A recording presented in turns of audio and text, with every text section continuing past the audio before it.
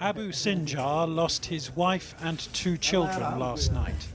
Now he's saying goodbye for the last time. And the grief here is so suffused with desire for revenge that peace seems ever more distant.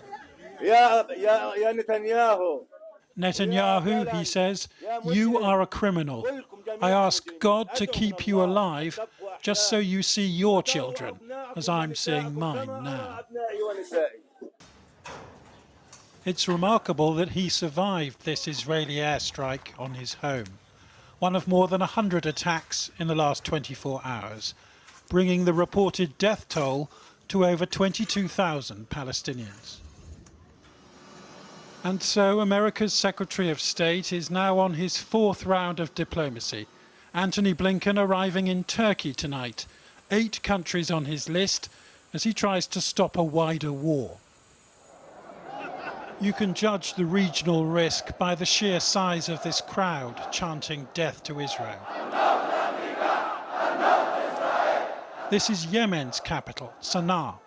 The Houthis in charge here are backed by Iran, which in turn backs Hamas.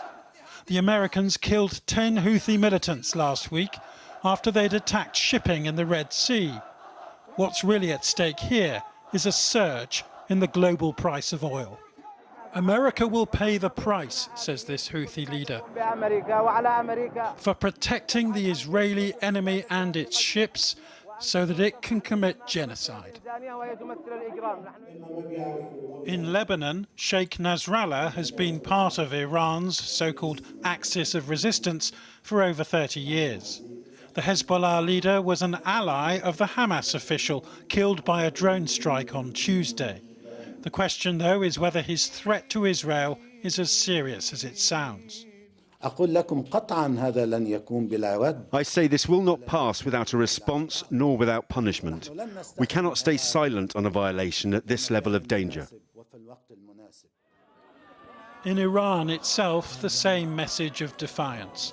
This was a mass funeral for some of the 89 people killed in explosions on Wednesday. Even though Islamic State said that its suicide bombers carried out this attack, President Raisi used this occasion to call for the destruction of Israel by Hamas. Despite the rhetoric, the question again is whether Iran really wants a full-blown conflict. A week of intense American diplomacy could make that outcome less likely. But persuading Israel to scale back on the killing of Palestinians could be the biggest challenge of all.